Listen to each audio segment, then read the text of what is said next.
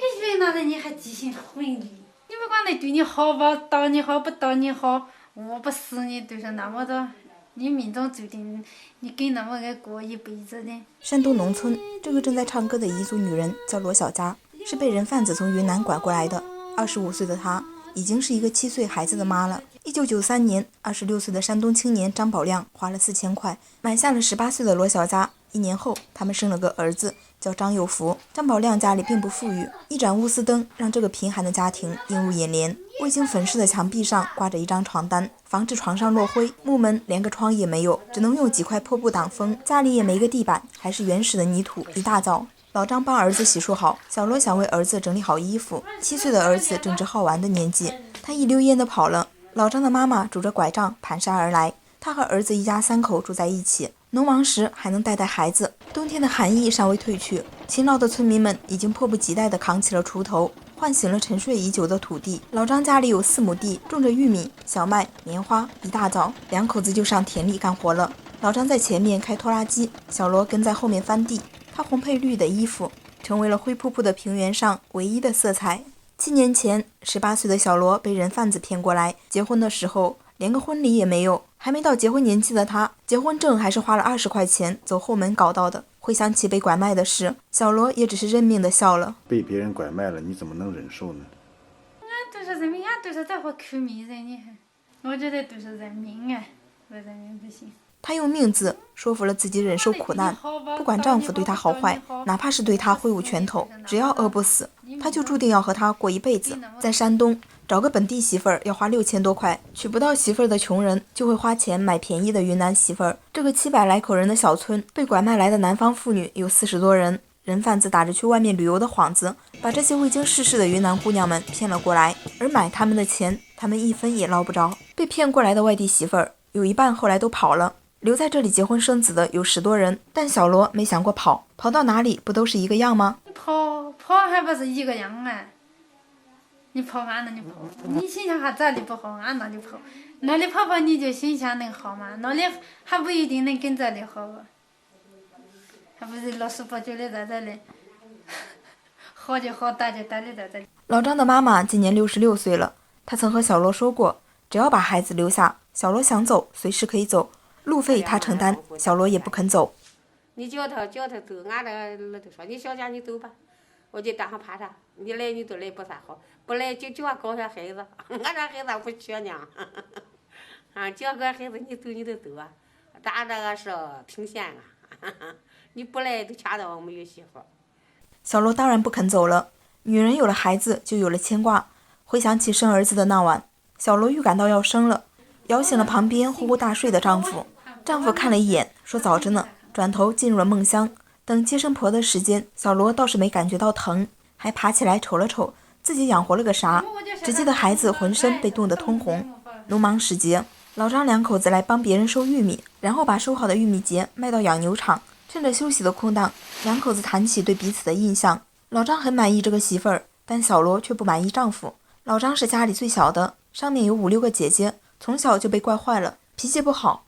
以前2口子动不动就吵架，这2年身体不好，干不了重活，脾气这才收敛了一点。小罗干起农活来不输一个男人，麻利的割完玉米，紧接着又是扛玉米杆，渴了就举起水桶往嘴里猛灌水，似乎一口气要把1天的水都喝完。终于赶在天黑前装好了1车的玉米秸。这段时间卖玉米秸的人很多，有人下午2点钟就来了，一直等到天黑也没排上队。老张2口子等到晚上10点也没有卖掉，只能明天再来了。第2天一大早，2口子就过来卖玉米秸了。小罗又是爬上玉米山卸货，又是帮忙拉玉米秸，一刻也闲不下来。1车的玉米秸最后卖了55块。除了干农活，心灵手巧的罗小佳还会织布。谈起自己被拐卖的经历，那时刚读完书的她就想出来玩玩，谁曾想这一出来就再也回不去了。离家7年，虽然也想家，但来回一趟就要花上千块，成了家顾虑也多了，钱都要花在刀刃上。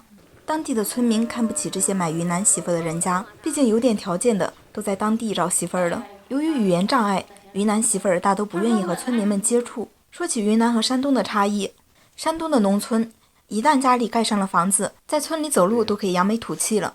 而在云南，人们不会用房子来改变对一个人的态度，一个人的价值不是用这些外在的附属品来评断的。刚嫁过来那会儿，她和老张天天打架，在气头上的她拿起农药就喝，好在被老张拦了下来。虽然在村里被人看不起，但小罗并不会离开这里，即使是回到云南老家，还是会回来的。她不想让孩子没有妈妈，而且时间长了，慢慢的对老张也有了感情。起初小罗还会想，为什么自己的命运会是这样，在这里被人看不起，丈夫也不好，有家不能回，越想压力越大，索性就不想了，浑浑噩噩的过下去。他第一次和你在一起的时候，你心里是什么想法？一点不想事，你就让他在一起了。啥不想，就是后来还不你得死的一个样，就是啥不想。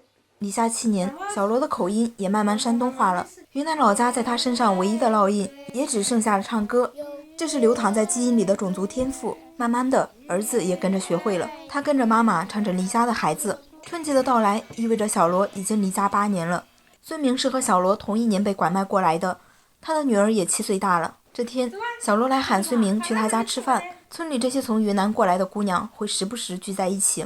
38岁的曾少英算是里面年纪比较大的了，常年的风吹日晒让她看起来像是50多岁，好在她老公对她还不错。曾少英的丈夫比她大5岁，她跟着人贩子去了云南，花了4000多买下了曾少英，而不知情的曾少英则是被人贩子骗过来的。人贩子装成招工的，说1天6块钱还管吃住，她就这样被骗了过来。如今她是彻底断了回家的念想，待得越久就越不想走，待在哪里不都是家吗？几个云南姑娘在一起取乐玩闹，那些被生活磨平了的青春的活力，只有在这时候才会悄悄地跑出来。这一刻，她们不再是妻子妈妈，只是自己。这群姑娘总是喜欢穿一身鲜艳的红色，但经不住风吹日晒，时间久了都蒙上了一层暗淡的灰色。小罗虽然平日里咧着一口大白牙，总是笑着说回不回家都一样，没人的时候还是忍不住的想家，唱着妈妈教的山歌，偷偷抹起了眼泪。这是小罗来山东的第10个年头。农闲的时候，小罗对母亲的思念日益强烈。母亲已经65岁了，活1天少1天。因为对母亲的思念，小罗最近失眠了好几天。他决定今年一定要回去一趟。他回娘家的事搞得家里人心惶惶，毕竟是拐来的媳妇儿，一去不回的事在村里也屡见不鲜了。老赵嘴上说不怕媳妇儿一去不回，但表情已经出卖了他。婆婆倒是看得开，咱们他娘了嘛，你都不叫走吧？那回来不回来，相信他了。走了又不是说光俺一个，那年里还有2个呢。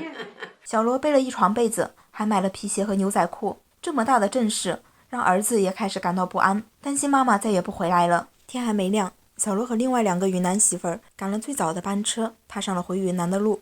他们都换上了最拿得出手的衣服。离家时还是未经世事的少女，如今已为人母。近乡情更怯，当火车驶入云南境内时，小罗也越来越沉不住气了。经过了4000多公里的车程，下火车后，他还得走1天的山路才能到家。藏在深山里的彝族山寨塔瓦，层层叠叠地坐落在梯田上。这里的房屋还是清一色的泥砌土房。路过二姐家时，小罗意外地看见了阔别10年的母亲，一时间情难自控地哭了起来。小罗的二姐比他大3岁，小罗就是住在二姐家时，被二姐丈夫的大姐带到山东的。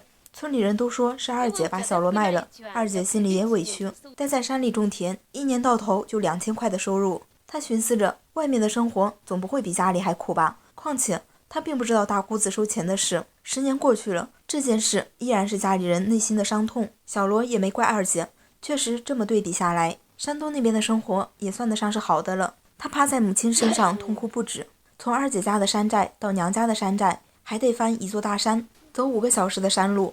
第2天，小罗终于背着大包小包回到了家。难得见面，65岁的母亲亲自下厨，给女儿做起了饭。小罗和大家分享起山东那边的习俗。小罗的发小红梅认识了一个修公路的四川男人，嫁到了四川。久未见面的2人还有些许的生疏，互相讨论起对方的变化。红梅说，她快要听不懂小罗的话了。确实，小罗山东味儿的普通话在云南山寨里显得格格不入。小罗回来后，亲戚们都邀请他去家里吃饭。舅妈的孩子和小罗一样，14年前被人卖到了河北。69岁的老人已经白发苍苍了，见到小罗就想起了他的女儿。平时他只能看着女儿寄来的照片，想象着女儿的生活，说不出口的思念只能唱出来，唱着唱着就哽咽了起来。对女儿的思念像绵绵细雨般剪不断理还乱。无奈的小罗扶着额头泣不成声。不在妈妈身边时，他大概也是这么挂念自己的吧。小罗的爸爸64岁了，今天他跟着爸爸赶着牛车去镇上交公粮。与此同时，二哥和村里一群男人正在山里开荒。二哥家里每人有1米多的水田和10亩多的山地，但维持生计还很艰难。山寨的小学里只有1位老师，小罗就是在这里读完了小学。这天，导演和小罗去了他的一个亲戚家，在这里遇见了一个从贵州来的陌生男人，他正动员亲戚的女儿去安徽玩。小姑娘有点心动了，男人临走前对女孩的父亲悄悄说了几句话。对女儿的远走，女孩父亲倒也不担心，在他看来都是和自己人去的，有什么可怕的呢？10年前一成不变的套路，在这个封闭的村庄屡试不鲜，一如10年里不变的贫穷，让山清水秀的云南蒙上了厚重的灰色。女孩们不知道未来的命运如何，但是再怎么着总不能比现在更糟吧。而小罗现在必须在母亲和儿子之间做出选择，母亲生他养他，他却没有时间回报这份恩情。想到不久后又要分别，小罗将头埋了起来。他唯一能做的也只有趁自己还能陪伴母亲时，多帮他们分担一点苦力活。